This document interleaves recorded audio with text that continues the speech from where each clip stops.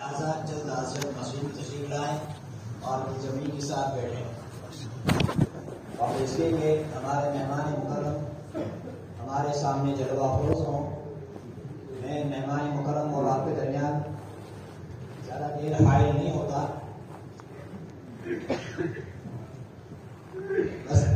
ایک آدھ عرض کرنی ہے. وہ عرض یہ ہے، پہلی بات تو یہ کہ آپ حضرات جلد از جلد مسجد تشریف لائیں، اور دوسری بات یہ کہ جو جمعی کے ساتھ بیٹھے. اور ایک عرض یہ ہے کہ کوئی بھی صاحب ویڈیوگرافی وغیرہ کرنے کی کوئی کوشش نہ کرے. اس سے خلل ہوتا ہے ویڈیو بنانے والے کو بھی. ہاں، جن کو اجازت ہے وہ بنائیں گے. اس لیے بعض میں ایسا ہوتا ہے کہ وہ بعد میں وہ باسی ہو کر سننا چاہتے ہیں. اس سے ویڈیو بنانے والے کی بھی توجہ اس طرف مبذول ہو جاتی ہے اور دیکھنے والوں کی توجہ بھی مبذول ہو جاتی ہے. لہٰذا کوئی آدمی موبائل وغیرہ کے ذریعے سے ویڈیوگرافی کرنے کی بالکل کوشش نہ کرے. دلچسپی کے ساتھ سنیں، اپنے دل کے نہا خانے میں اس کو جگہ دیں. اور کیونکہ ایک بات عرض کرنی ہے کہ انسانی زندگی کے مختلف ادوار آتے ہیں. ایک مختلف ادوار میں سب سے اہم دور جو ہوتا ہے انسان کی زندگی کا، وہ جوانی کا دور ہوتا ہے. اور اگر اس جوانی کی دور کی حفاظت کی گئی، اس کو کام میں لایا گیا، تو یہ بہت اہم اور اچھا دور ہوتا ہے. انسان اس میں ترقی بھی کر سکتا ہے. اور اگر اس میں کسی نے اس کی قدر نہیں کی تو انسان تنزلی میں ہی چلا جاتا ہے. اور اس لیے ایسے ماحول پر جبکہ ہمارا نوجوان جو ہے بے راہی کا شکار ہو رہا ہے، اور ادھر سے جو ہے والدین کی طرف سے بھی غفلت ہوتی ہے، لہٰذا اس ضرورت ہے کہ ہم ہمارے نوجوان بھی خاص طور سے حضرت کے بیان کو سنیں. اور والدین کی بھی ذمہ داری ہے وہ جو حضرت فرمائیں کہ ان باتوں کو اپنی اولاد تک پہنچائے، اور جہاں تک ان کو ہو سکتا ہے ان پر ان کو لاگو اور نافذ کروائے ان سے. بہرحال میں زیادہ وقت نہیں لوں گا. انشاءاللہ حضرت ہمارے سامنے جلوہ افروز ہو چکے ہیں. حضرت کا بیان ہوگا، دل جمی کے ساتھ سنیں.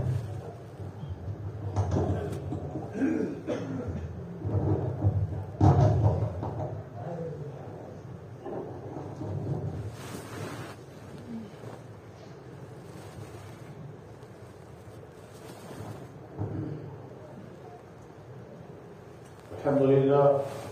لله نحمده ونستعينه ونستغفره ونؤمن به ونتوكل عليه ونعوذ بالله من شرور انفسنا ومن سيئات اعمالنا. من يهده الله فلا مضل له ومن يضلله فلا هادي له. ونشهد ان لا اله الا الله وحده لا شريك له، ونشهد ان سيدنا ومولانا محمدا عبده ورسوله صلى الله عليه وعلى اله واصحابه وأزواجه وذرياته وبارك وسلم تسليما كثيرا. أما بعد، فقد قال الله عز وجل في كتابه العظيم: ليس بأمانيكم ولا أماني أهل الكتاب من يعمل سوءا يجزى به. وقال الله تبارك وتعالى: قل يا عبادي الذين أسرفوا على أنفسهم لا تقنطوا من رحمة الله. وقال الله تبارك وتعالى: يا أيها الذين آمنوا قوا أنفسكم وأهليكم نارا. صدق الله مولانا العظيم وصدق رسوله النبي الكريم، ونحن على ذلك لمن الشاهدين والشاكرين، والحمد لله رب العالمين. يا رب صل وسلم دائما أبدا على حبيبك خير الخلق كلهم. میرے محترم بزرگوں، دوستوں، دنیا میں انسان جب بھی کوئی کام کرتا ہے، اس کام کرنے سے پہلے اس کا کوئی مقصد ہوتا ہے، اس کی کوئی نیت ہوتی ہے، اس کا کوئی ایم ہوتا ہے. مقصد کے بغیر دنیا میں کوئی کام نہیں کیا جاتا. انسان گھر سے باہر نکلتا ہے، یا وہ کھیت میں جائے گا، باغ میں جائے گا، دکان پر جائے گا، سکول جائے گا، اسپتال جائے گا، کوئی مقصد ہوگا. مقصد کے بغیر آدمی نکلتا ہی نہیں ہے. بلکہ چھوٹے بچے کھیلنے کے لیے نکلتے ہیں، وہ بھی مقصد ہے. مقصد کے بغیر دنیا میں کوئی انسان کوئی کام نہیں کرتا. بس ٹھیک اسی طرح سے ہم اس وقت دین کی مجلس میں بیٹھے ہیں. آنے والا جو جہاں سے بھی آیا وہ اسی نیت سے آیا کہ ہم دین کی مجلس میں بیٹھ کر کے بات سنیں گے، بات بولیں گے. آنے والا کوئی بولنے کے لیے آیا ہے، اور آنے والے بھی سننے کے لیے آئے، چاہے نزدیک سے آئے ہو چاہے دور سے آئے ہو، بہرحال دین کے بعد سننے کے لیے آئے ہو. ابھی تک کئی مرتبہ ہم سب نے سنا کہ بھائی اصل چیز عمل ہے، علم کا فائدہ تبھی ہوگا کہ جب انسان اس پر عمل کرنے کا ارادہ کرے۔ تو میرے بھائیوں، ہم اس وقت دین کی اس مجلس میں ہیں تو ہم اپنی نیت کو ٹھیک کر رہے ہیں۔ نیت ٹھیک کرنے کے معنی یہ ہے کہ بولنے والے کو چاہیے کہ وہ اپنی نیت یہ رکھے کہ یا اللہ، آپ کا جو دین میں نے سنا یا پڑھا اور اپنے استادوں سے سیکھا ہے، وہ آپ کا دین آپ کے بندوں تک پہنچانا ہے اور ٹھیک انداز سے پہنچانا ہے، ہمدردی کے ساتھ، محبت کے ساتھ پہنچانا ہے، میٹھا بنا کر کے پیش کرنا ہے۔ اس میں نہ کوئی ذاتی غرض ہے، نہ کوئی واہ واہ سننی ہے، نہ کوئی پیمنٹ لینی ہے، نہیں، اللہ کا دین اللہ کے بندوں تک پہنچانا ہے۔ اخلاص اللہ تعالیٰ عطا فرمائے، صحیح طرح سے بولنے کی توفیق عطا فرمائے، نیت ٹھیک ہو جائے، یہ بولنے والے کی ذمہ داری۔ سننے والوں کو بھی چاہیے کہ اپنی نیت ٹھیک کرے، اور آج ہی نہیں، ہمیشہ جب بھی کبھی دین کی مجلس میں بیٹھنے کا موقع ملے، چاہے وہ مدرسے کا جلسہ ہو، چاہے کوئی اصلاح بادشاہ کا جلسہ ہو، چاہے جمعے کے دن، جمعے سے پہلے کے جو بیانات ہوتے ہیں، چاہے اس میں بیٹھنے کا موقع ملے، یا کوئی بھی دین کی مجلس کو یا دعوت و تبلیغ کا اجتماع ہو رہا ہو، جب بھی آدمی دین کی مجلس میں بیٹھے دین کی بات سننے کے لیے اپنی نیت بالکل ٹھیک کر لینی چاہیے۔ بکثرت ایسا ہوتا ہے کہ نیتیں لوگوں کی صحیح نہیں ہوتی، اور عجیب بات یہ ہے کہ آدمی کو پتہ بھی نہیں ہوتا کہ میری نیت صحیح ہے، آدمی کو اندازہ ہی نہیں ہوتا ہے کہ میری نیت ہی صحیح ہے۔ ہر چیزیں ایک آدمی بیٹھا ہے یہ سننے کے سوچنے کے لیے، میں دیکھوں گا بیان کرنے والے کا بیان مزیدار تھا یا نہیں، اور کوئی نئی بات ہم نے سنی یا نہیں، خوب جوشیلا بیان تھا یا نہیں، اور اسی غرض کے لیے ایک آدمی بیٹھ کر کے سن رہا ہے، اس کا مطلب یہ ہوا کہ اس کی نیت غلط ہے، اس کی نیت صحیح نہیں ہے، وہ تو نمبر دینے کے لیے بیٹھا ہے کہ میں نمبر دوں گا مولانا صاحب کا بیان اچھا ہوا یا نہیں، مزیدار بیان تھا یا نہیں، کوئی نئی بات سنی ہے یا نہیں، اور ساتھ میں ذہن میں یہ بھی سوچنے لگے گا فلانے مولانا صاحب کا بیان جو ہوتا ہے وہ زیادہ اچھا ہوتا ہے یا اس کا زیادہ اچھا ہے، اور اس نے کوئی نئی بات سنائی تھی یا نہیں۔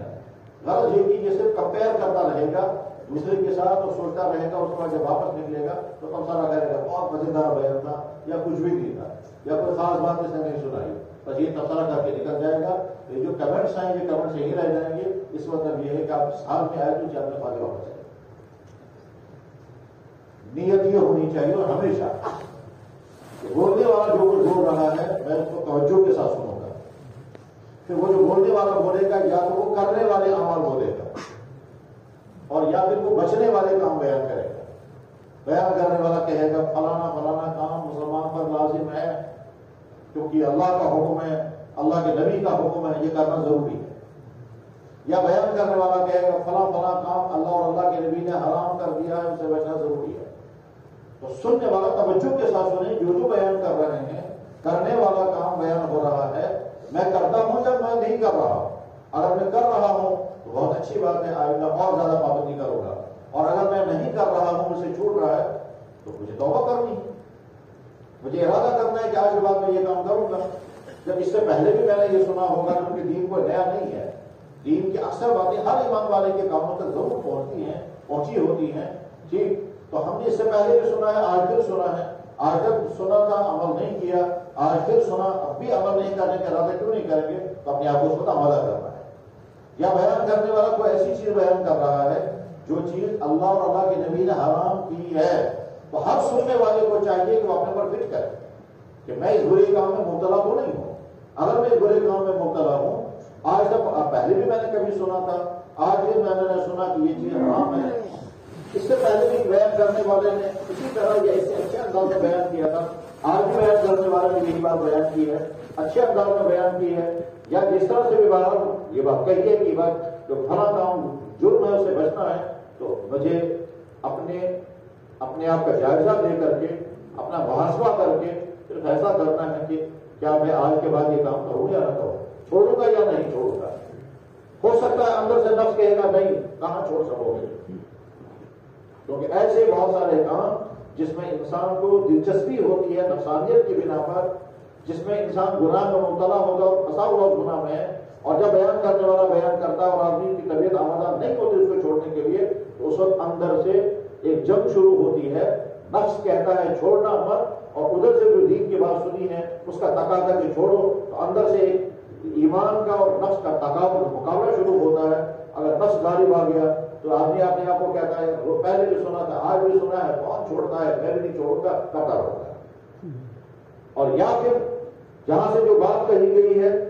یہ زور لگائے گی کہ توبہ کرو، اور اندر سے نفس کہے گا نہیں نہیں اس کو نہیں چھوڑنا۔ مثلا فرض کیجیے ایک انسان دکان پہ بیٹھ کر کوئی غلط چیز کر رہا ہے، کیا غلط چیز کرتا ہے؟ مثلا ملاوٹ کا مال بیچ رہا ہے، اور بیان کرنے والے نے یہاں سے کہا کہ ملاوٹ کا مال بیچنا اسلام میں حرام ہے۔ کبھی سوچے گا اگر میں ملاوٹ کا مال نہیں بیچوں گا تو وہ نفع نہیں کما سکوں گا جو میں روز کما رہا ہوں، اور اگر ملاوٹ کا مال بیچوں گا تو ادھر سے اللہ کے نبی نے تو لعنت فرمائی، تو میں کیا کروں گا؟ اور اگر ایمان مضبوط ہوگا تو اس غلطی کو چھوڑنے کا ارادہ کر لے گا، اور اگر ایمان کمزور ہوگا تو کہے گا کہ نہیں میں تو کرتا رہوں گا۔ یہ ہے وہ صورتحال جو ایمان والے کو دین کے بعد سننے بعد پیش آتی ہے۔ بیان کرنے والے نے بیان کیا، اس سے پہلے سینکڑوں مرتبہ سنا ہوگا، دل سنا نماز ہر مسلمان پر فرض ہے اور کسی بھی حال میں معاف نہیں ہے۔ سننے والا سن رہا ہے اور اس کے دل میں خیال ہے کہ اس سے پہلے بھی میں نے سنا ہے نماز فرض ہے، آج پھر سنا ہے، آج تک بھی میں نے اپنی پابندی کے ساتھ نہیں پڑھی، آج بعد بھی نہیں پڑھوں گا۔ تو اس کا تو یہ ہے کہ سنا اور سننے کے بعد یہی بات چھوڑ کر کے واپس چلو، تو نیت صحیح نہیں تھی۔ اب جب نفس آمادہ نہیں ہوگا تو اس کا علاج کیا ہے؟ اس کا علاج اپنا کرنا چاہیے خود، اور اپنے آپ کو سمجھانا چاہیے۔ کیا سمجھانا چاہیے؟ اپنے آپ کو کہنا چاہیے کہ اگر تم بیمار ہو جاؤ گے اور کسی ڈاکٹر کے پاس جاؤ گے اور ڈاکٹر تمہیں کہے گا فلانی چیز کا پرہیز کرو، اپنے آپ سے پوچھنا ہے وہاں پرہیز کرو گے کیا؟ وہاں بھی کہو گے میں پرہیز نہیں کروں۔ مان لیجیے آپ کو مٹھائی کھانے کا شوق ہے اور ڈاکٹر کے پاس گئے، ڈاکٹر نے کہا چیک اپ کر کے لاؤ، اس کے بعد جب ٹیسٹ ہوا تو پتا چلا کہ شوگر کی بیماری شروع ہو گئی ہے، اور ڈاکٹر نے کہا آج کے بعد میٹھی چیزیں بند کر دو، ٹھیک ہے، آپ کا نفس اندر کہے گا مٹھائی نہیں چھوڑنی ہے، اور ادھر سے ڈاکٹر نے کہا کہ آپ کو مٹھائی سے پرہیز کرنا ہے، کیا کریں گے؟ اس وقت اپنے آپ کو حملہ کرے۔ یعنی انسان کو ایک مرحلہ ایسا آتا ہے کہ اپنے آپ سے لڑنا ہے۔ اندر سے آدمی کہے گا میں نہیں چھوڑوں گا یا میں نہیں کروں گا، فلانے کام تو فلانا کام لازم ہے، یہ اللہ اور اللہ کے نبی نے ہم پر لازم کیا ہے، اور سننے والا سمجھ رہا ہے کہ میں نے اب تک یہ کام نہیں کیا، آج بھی کہ میرا ارادہ نہیں ہے، اگرچہ اللہ اور اللہ کے نبی نے لازم کیا ہے۔ بیان کرنے والے نے کہا فلانا کام حرام ہے، اللہ اور اللہ کے نبی اس کو حرام کیا ہے، سننے والا سن رہا ہے اور سمجھتا ہے میں اس کام میں مبتلا ہوں، آج تک نہیں چھوڑا، آج کے بعد نہیں چھوڑوں گا۔ تو یہاں سے جو بات سنی، اس سننے کے بعد پھر اس نے اپنے آپ کو آمادہ نہیں کیا تو فائدہ کیا ہوا سننے کا؟ بے شمار بھائیوں کا معاملہ یہی ہے، تو دین کی بات سنیں گے اور سن کر کے پھر ایک کام سے سنا دوسرے کام سے اٹھایا، جیسے آئے تھے ویسے واپس نکل، ورنہ عمریں ہو گئی جمعے کے بیانات سنتے سنتے،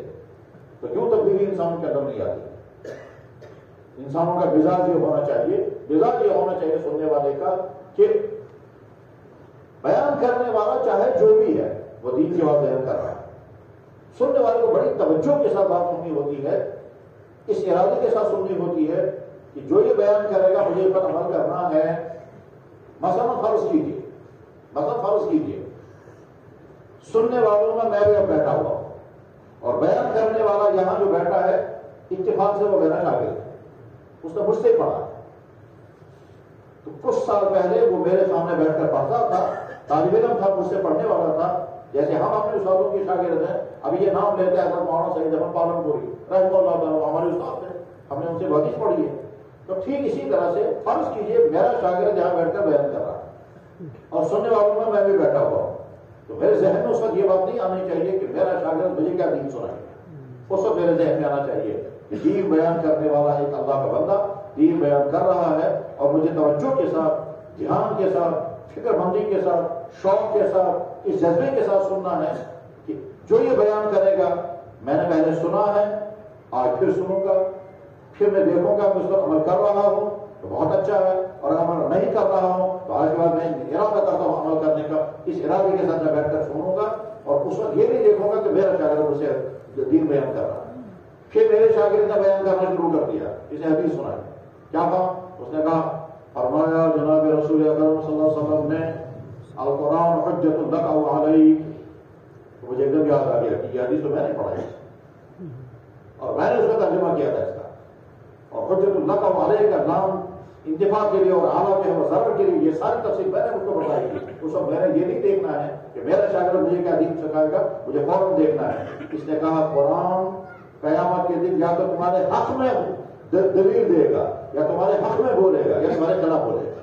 یا تم کو نفع پہنچانے کے لیے قرآن حرکت میں آئے گا, یا تم کو تباہ کرنے کے لیے قرآن حرکت میں آئے گا. اگر قرآن کے حق ادا کیا ہوں گے تو قرآن تمہارا حمایتی ہوگا, اور اگر قرآن کے حقوق ادا نہیں کیے ہوں گے تو قرآن تمہارے مقابلے میں آئے گا. اور قرآن حجت اللہ او علیہ, یہ جو اس نے بیان کیا مجھے میری بات کا سننا ہے, میرا تعلق قرآن کے ساتھ کیسا ہے. مجھے اسے یہ نہیں دیکھنا ہے کہ میرا شاگرد صحیح بیان کر رہا ہے یا نہیں, اسے مجھے فوراً اپنے پر چیک کرنا ہے. قیامت کے دن قرآن میرے حق میں بولے گا کہ میرے خلاف ہو. بیان کرنے والا بیان کر رہا ہے, مجھے یہ نہیں دیکھنا اس کو بیان کرنا آیا یا نہیں, اسے صحیح ترجمہ کیا یا نہیں, وہ ساری تشریح جو میں نے اس کو بیان کی تھی اس نے بیان کی یا نہیں, وہ یاد ہے اسے نہیں. اس سے فوراً مجھے دیکھنا ہے کہ یہ بیان کرنے والا کہہ رہا ہے, مجھے غور کرنا ہے کہ قرآن قیامت کے دن میرے حق میں بولے گا کہ میرے خلاف بولے گا. اور جب میں سوچنے لگوں گا تو فوراً مجھے دیکھنا میرا رویہ قرآن کے ساتھ کیا ہے, میری تلاوت ہے یا نہیں, میں قرآن کو سمجھنے کی کوشش کر رہا ہوں یا نہیں, میں قرآن پر عمل کر رہا ہوں یا نہیں, قرآن کی جتنے حقوق ہیں مجھ سے ادا ہو رہے ہیں یا نہیں. اگر ادا ہو رہے ہیں تو قرآن میرے حق میں بولے گا, اور اگر ادا نہیں ہو رہے ہیں تو قرآن میرے خلاف بولے گا. اور یہ ہر جب, چاہے پھر کوئی عالم ہو, چاہے حافظ ہو, چاہے قاری ہو, چاہے امام صاحب ہو, اور چاہے عام انسان ہو, چاہے کوئی افسر ہو, ہر انسان کو یہ ہے. تو میرے بھائی جب بھی دین کے مجلس میں بیٹھیں اس جذبے کے ساتھ بیٹھنا چاہیے کہ جو کچھ کہا جا رہا ہے مجھے توجہ کے ساتھ سننا ہے, اور پھر یہ دیکھنا ہے کہ کرنے والی بات کہی گئی ہے تو مجھے کرنا ہے. اگر کر رہا ہوں تو اور زیادہ پابندی کروں گا, اور اگر بچنے والی بات کہی جا رہی ہے تو بچنے والی بات کہی جا رہی ہے کا مطلب یہ ہے کہ بیان کرنے والا کہے گا اللہ نے اس کو حرام کیا ہے یا اللہ کے نبی نے اس کو حرام کیا, لہذا بچو. پھر اپنے آپ کو سنو بتانا ہے, مقرر کر رہا ہوں, اپنے آپ کو بتانا ہے کہ تو وہ انسان ہے کہ ڈاکٹر اگر تجھے کہے گا یہ چیز مت کھانا تو ڈاکٹر کے کہنے پر تو حلال چیز چھوڑنے کو تیار ہو جائے گا, کیونکہ ڈاکٹر جب کوئی کسی چیز کا پرہیز بتائے گا تو زیادہ تر تو حلال ہی چیزیں ہوتی ہیں. ہاں وہ انسان کی صحت کے لیے مضر ہوتی ہے, اور ہر ایک کے لیے مضر نہیں ہوتی ہے. کس کے لیے مضر ہوگی, کسی کے لیے نہیں ہوگی. گوشت انسان بے شمار لوگوں کے لیے مفید ہے, کسی کے لیے مضر ہوگا. ٹھنڈا پانی سب کے لیے فائدے مند ہے, مزیدار ہے, لیکن چھاتی خراب ہوگی تو ڈاکٹر کہے گا ٹھنڈا پانی مت پیو. چھاتی خراب ہو گئی تو ڈاکٹر کہے گا آئس کریم مت کھانا. شوگر کی بیماری زیادہ ہو گئی, مٹھائیاں مت کھاؤ تو ڈاکٹر یہ کہے گا جوس بھی مت پیو. یہ ساری چیزیں حلال ہیں. بعض بیماریاں ایسی ہوتی ہیں کہ جس میں کہتے ہیں دال کھانا بند کر دیں, گوشت کھانا بند کر دیں, گرم چیزیں باہر کھانا بند کرتے ہیں, باقی چیزیں وہ ساری حلال چیزیں ہوتی ہیں. اس وقت انسان بہت ارادہ کر دیتا ہے میں نہیں کھاؤں گا یہ, حالانکہ وہ مسئلہ ہے, حالانکہ وہ فائدے مند ہے, لیکن چونکہ ڈاکٹر نے کہا تو اپنے آپ کو بتانا ہے کہ ڈاکٹر کے کہنے پر اگر تم حلال چیز چھوڑنے کو تیار ہو جاؤ گا, ایک سیکنڈ کے لیے میں ارادہ نہیں کروں گا, میں کہوں گا تو اللہ تعالیٰ کے نبی کے کہنے پر تم حرام چیز چھوڑنے کے لیے کیوں تیار ہے. ڈاکٹر کہتا ہے آپ دودھ نہیں پیئیں گے, آپ چائے نہیں پیئیں گے, آپ جوس نہیں پیئیں گے, آپ ٹھنڈا پانی نہیں پیئیں گے. سننے والا سن کر کے پڑے گا, اور اللہ کے نبی فرمائیں گے آپ شراب نہیں پیئیں گے, اور یہ ایمان والا کہتا ہے میں چھوڑوں گا نہیں. یہ کیسا ایمان والا ہے؟ ڈاکٹر کے کہنے پر حلال چیز چھوڑنے کو تیار ہو گیا, اور نبی کے کہنے پر حرام چیز چھوڑنے کو تیار نہیں. بس یہی سمجھ لیجیے میرے بھائی. جو آیتیں میں نے پڑھی تھی انہیں آیتوں کی روشنی میں مختصر سے گفتگو کرنی ہے. جیسا کہ میں نے عرض کیا, پھر مقرر سے کرتا ہوں کہ جن بھائیوں تک یہ آواز اس وقت پہنچ رہی ہے وہ تمام ارادہ کر لیں کہ جو کچھ بھی کہا جا رہا ہے یا کرنے والی باتیں کہی جائیں گی تو ہم فوراً چیک کریں گے میں کر رہا ہوں یا نہیں. اگر کر رہا ہوں تو بہت اچھا, اور اگر نہیں کر رہا ہوں تو ارادہ کریں گے وہ کریں گے. اور اگر بچنے والی باتیں بیان کی جا رہی ہیں, یعنی حرام چیزیں بیان کی جا رہی, یہ چیز حرام یہ چیز حرام, تو اپنے آپ کو فوراً چیک کر کے دیکھ لیں کہ ہم اس سے بچے ہوئے ہیں تو بہت مبارک, اور اگر بچے ہوئے نہیں ہیں, غلطی ہو رہی ہے تو آج کے بعد کنٹرول کرنے کا ارادہ کریں. اس میں کچھ چیزیں ایسی بھی ہوتی ہیں کہ جس سے بچنے کے لیے بڑی قربانی دینی پڑتی ہے, اپنے آپ سے بہت لڑنا پڑتا ہے. اپنے آپ سے جنگ کرنی پڑتی ہے، اور ایک دن کی جنگ نہیں، وہ مسلسل جنگ ہے، اور اس کے بعد پھر انسان کامیاب ہو جائے اس کو کنٹرول کرنے میں، تو بہت بڑی بات ہے۔ مثلاً فرض کیجیے بیان کرنے والا بیان کر رہا ہے، آنکھ کا غلط استعمال مت کرو۔ اللہ تعالیٰ قرآن کریم میں کہتے ہیں یعلم خائنۃ الاعین، میں دیکھتا ہوں تمہاری آنکھ کا کیا غلط کر رہی ہے۔ اللہ کے نبی علیہ السلام نے آنکھوں کے غلط استعمال کے سلسلے میں یہ بات ارشاد فرمائی، اور آج کے مردوں کے لیے مشکل ترین امتحان ہے اپنی آنکھوں کو بچانا ان چیزوں کے دیکھنے سے جن چیزوں کے دیکھنے پر اللہ اور اللہ کے نبی ناراض ہوتے ہیں، یعنی نام ہے حرمت دیکھنا، یعنی ننگے فوٹو دیکھنا، چاہے وہ انسان ہو، چاہے انسانی شیپ کے رقم ہو، چاہے موبائلوں میں ہو، چاہے کیلنڈروں میں ہو، چاہے کتابوں میں ہو، چاہے کہیں ہو۔ آج چونکہ ننگا پن ہے اور ساری دنیا دور لگا رکھی ہے عورتوں کو ننگے سے ننگا کرنے میں، اور ساتھ میں خط سوار ہو گیا ہے کہ ننگا ہونا جو وہ ترقی کا نام ہے، تو برف ان کے لیے بہت بڑا امتحان ہے۔ اب دوسری قومیں تو اپنا فیصلہ خود کریں گی، لیکن ہم ایمان والے ہیں، اور اللہ نے ہم کو دیکھنے کے لیے آنکھ دی ہے، اسی دیکھتے ہوئے آنکھ بنانے والے نے ہم کو پابندی لگائی کہ کون سی چیز تم اپنی آنکھوں سے دیکھو گے، کون سی چیز تمہیں دیکھنے کی اجازت نہیں ہے۔ تو ایمان والے کو کون سی چیز دیکھنے کی اجازت نہیں ہے، اس نظر جن چیزوں کی اجازت ہے ان کا نام ہے حرام، عورت کو دیکھنا حرام۔ اور یہ آج کے مردوں کے مشکل امتحان ہے کہ گھروں میں بیٹھنا مشکل، سکولوں کالجوں میں بیٹھنا مشکل، سڑکوں میں بیٹھنا مشکل، انسان کہیں بھی گھر سے باہر نکلے گا، چاہے کھیتوں میں جائے، دریاؤں کے کناروں پر ہو، پہاڑوں میں ہو، سڑکوں پر ہو، ہسپتال میں، سکول میں، دفتروں میں، بازاروں میں، گھر سے جہاں جائے گا وہاں یہی ہے۔ اپنی آنکھوں کو بچانا مشکل ہے، آسان نہیں ہے، اور ادھر سے اللہ تعالیٰ کے نبی کا حکم ہے تو بھائی زندگی بھر نہیں چلے۔ بچنے میں کامیاب ہو گئے تو الحمدللہ، اور اگر بچنے میں کامیاب نہیں ہو رہے ہیں تو سوال یہ ہے اندر سے افسوس ہے یا خوش ہے؟ ہم اپنی آنکھوں کے غلط استعمال، رات کے اندھیرے میں سوئچ آف کر کے ایک انسان اپنے موبائل میں کیا کیا دیکھ رہا ہے کسی کو پتا نہیں ہے، مگر یہ جانتا ہے اور اللہ جانتا ہے، اور اس کا جسم استعمال ہو رہا ہے۔ نوجوان لڑکا اپنے بیڈ روم میں، اپنے خاص کمرے میں چپکلی لگا کر کے، لائٹ آف کر کے، پھر موبائل کو گھنٹوں گھنٹوں تک چلا رہا ہے، اس آنکھ سے کیا کیا دیکھ رہا ہے اللہ بھی جانتے ہیں۔ اور یہ اب جب یہ کہیں گے یہ چیز حرام ہے تو اندر سے نفس زور لگائے گا دیکھو، اور ادھر سے یہ بات سنائی جا رہی ہے کہ حرام ہے تو جنگ شروع ہو۔ اب یہ نہیں معلوم ہے کہ اپنے آپ کو بچا پائے گا یا نہیں بچا پائے گا، لیکن ضرور، اور وہ ایمان اور نفسانیت کی جنگ ہوگی۔ ایک طرف سے نفس کہے گا دیکھو، اور دوسری طرف سے ایمان کہے گا مت دیکھو۔ ایمان کہے گا اپنی غلط آنکھ کا غلط استعمال مت کرو،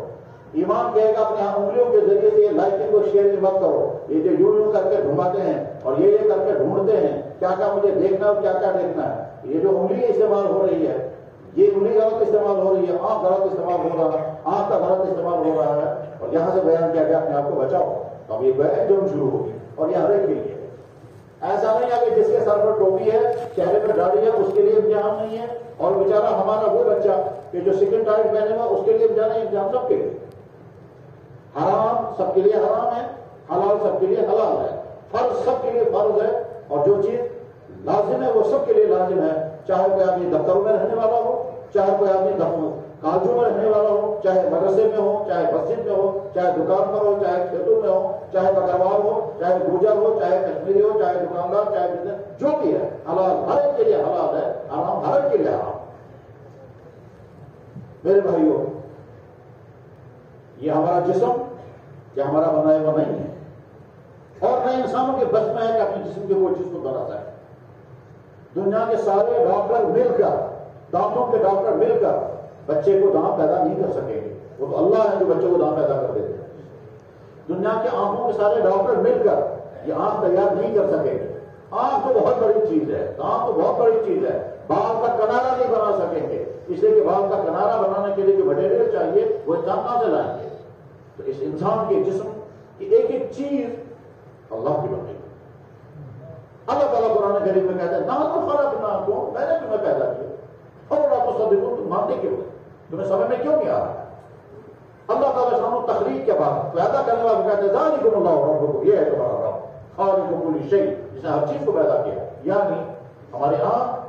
اسی اللہ نے بنائی، آنکھ بھی اسی نے بنائی، اس آنکھ کے اندر دیکھنے کی طاقت اسی نے رکھی،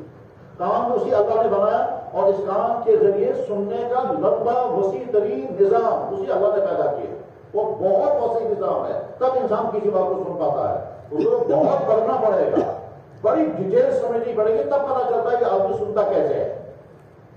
کائنات سے باہر اگر نکل جائیں گے، کائنات سے باہر نکل جائیں گے تو وہاں سنائی نہیں دیتا، سننے کی رینج اس دنیا میں محدود ہے، اس سے باہر اگر نکل جائے، مثلا چاند پر پہنچ جائیں گے، وہاں انسان دوسرے کو دیکھے گا بول رہا ہے، آواز نہیں آئے گی کام، کیونکہ وہاں باہر ہوا نہیں ہے، تو دوسرے کی آواز ہم تک پہنچتی ہے ہوا کے ذریعے، اور جہاں ہوا نہیں ہے وہاں آواز نہیں پہنچے گی انسان تک۔ ادھر سے کان کے اندر پردہ لگایا وہ ہوا کو کیچ کرتا ہے، بالکل ایسے جیسے یہ موبائل ہے، اور یہ موبائل جہاں ٹاور جو ہے وہ پکڑتا ہے اور ٹاور آگے پہنچاتا ہے، اور اوپر سے سیٹلائٹ کام کر رہا ہے، اور ٹھیک اسی طرح سے انسان کے جسم کی جتنی چیزیں کام کر رہی ہیں انسان کی بنائی ہوئی نہیں ہے، ان کا بنانے والا بھی اللہ ہے اور اس کا چلانے والا بھی۔